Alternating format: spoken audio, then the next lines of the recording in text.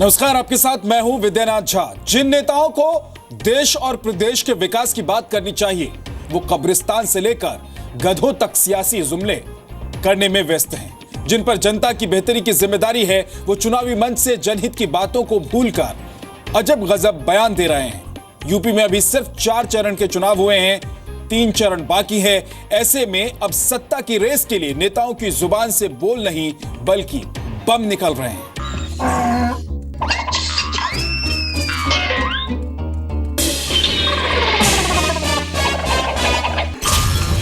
सदी के महानायक कितनी भी अपील करें, लेकिन अब गधा तो यूपी की सियासत में ना सिर्फ मुद्दा बन गया है, बल्कि गधे पर बुरी तरह से भिड़ंत भी हो रही है। पीएम से लेकर सीएम तक सबकी जुबान पर सियासी बोल किसी बम की तरह गूंज रहे हैं। हम तो इस सदी के बड़े महानायक से कहेंगे कि अब आप गुजरात के गधों का प्रचार मत करिए। गधा भी हमें प्रेरणा देता है। अगर दिल दिमाग साफ हो तो प्रेरणा ले भी सकते हैं। बात जनता की होनी चाहिए, लेकिन राजनेताओं की रैलियों में कब्रिस्तान से लेकर गधों तक सियासी संग्राम जारी है। यूपी के मुख्यमंत्री ने गधों का जिक्र छेड़ दिया, जो जनता की बेहतरी के लिहाज से बिल्कुल गैर जरूरी नजर आता है, मगर उनका निशाना कहीं और। हम उस बात को नहीं बढ़ाना चाहते थे, लेकिन गुजरात के मुख्यमंत्री कह रहे हो तो हम तो कहते हैं सबके सामने, हमें गधों के बारे में जानना ही नहीं है। आपको गधे का भी डर लगने लगता है क्या? अरे वो तो सैकड़ों किलोमीटर दूर है, आप इतने घबराते काहे हो?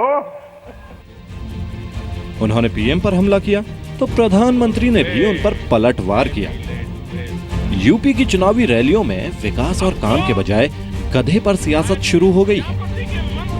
मुख्यमंत्री अखिलेश यादव ने गधे के बहाने ऐसा हमला बोला कि पीएम ने भी इसका जवाब चुनावी रैलियों में ही दिया।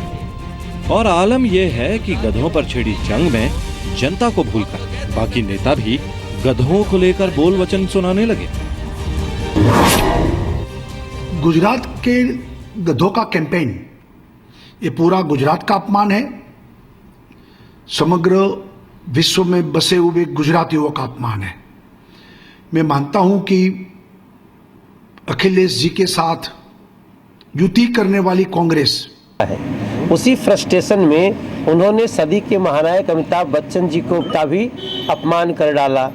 उन्होंने गधे का भी अपमान किया। शायद अखिलेश जी को पता ही नहीं होगा, क्योंकि वो कभी वेद शास्त्र ये सब का अध्ययन किए हो पुराण का, तब उनको पता चलेगा कि गधा माँ शीतला की सवारी है। इसलिए वो कभी गधा का जिक्र करते हैं, कभी उनके प्रवक्ता देश के प्रधानमंत्री को आतंकवादी कहते हैं, राष्ट्रीय अध्यक्ष को आतंकवादी कहते हैं। तो उनके शब्दों से आप अंदाजा लगा सकती हैं कि उन्होंने अपनी पराजय स्वीकार कर ली है। अब आपको बताते हैं कि गधों पर यह संग्राम आखिर कैसे शुरू हुआ। दरअसल 19 फरवरी को यूपी के फतेहपुर में रैली के दौरान पीएम ने कहा कि अगर अखिलेश सरकार कब्रिस्तान में बिजली देती है तो शमशान में भी दे, अगर रमजान में बिजली आती है तो दिवाली पर भी आनी चाहिए। इसी बयान पर यूपी के सीएम ने 20 फरवरी को चुनावी रैली में गधे का जिक्र छेड़ दिया।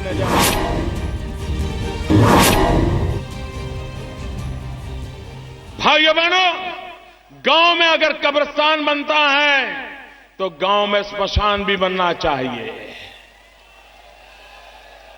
अगर रमजान में बिजली मिलती है तो दिवाली में भी बिजली मिलनी चाहिए।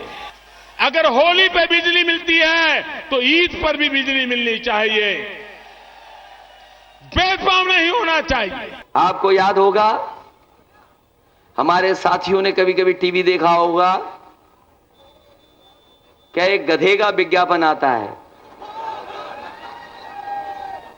बताओ गरीब लोगों, किसान भाइयों, एक गधे का ज्ञापन आता है, विज्ञापन।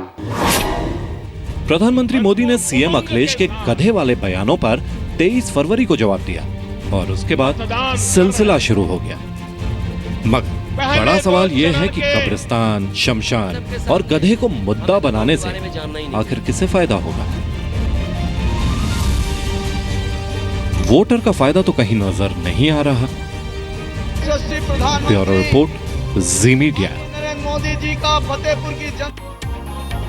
तो गधों को लेकर सियासी संग्राम जारी है और इस बीच पीएम से लेकर यूपी की पूर्व सीएम यानी कि मुख्यमंत्री मायावती तक कई निजी हमले शुरू हो गए हैं। अब तो राजनेता चुनावी रैलियों में एक दूसरे का नाम तक बिगाड़ने लगे हैं। किस तरीके से, आपको दिखाते हैं क्लिप।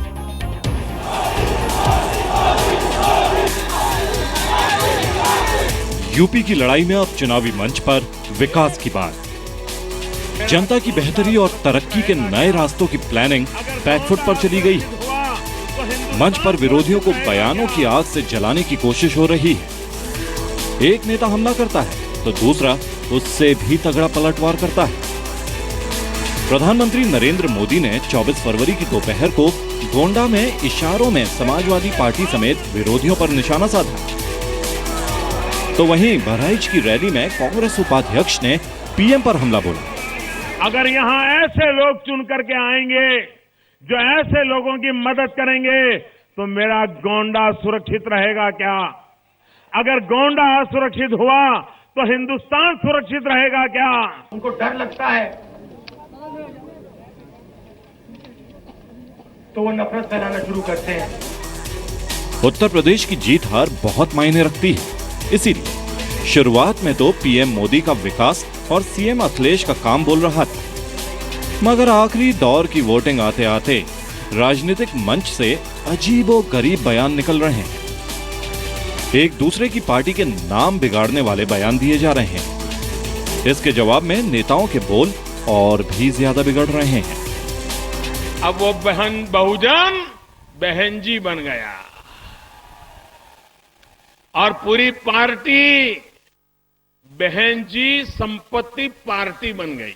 श्री नरेंद्र दामोदर दास मोदी।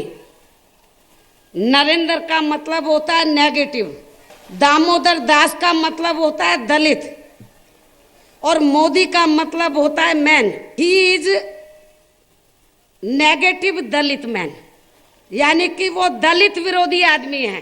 उत्तर प्रदेश की जनता इस बार कसाब से मुक्ति पाले। कसाब से मेरा मतलब है कसे है कांग्रेस पार्टी, से है समाजवादी पार्टी और बसे है। नेताओं के ये बयान सुर्खियां बन रहे हैं। जनता के बीच इस पर शायद चर्चा भी होती है, लेकिन सवाल ये है कि ऐसे बयानों के बजाय अगर जनहित की बात होगी तो शायद बात ज्यादा असरदार होगी। ब्यूरो रिपोर्ट, जी मीडिया।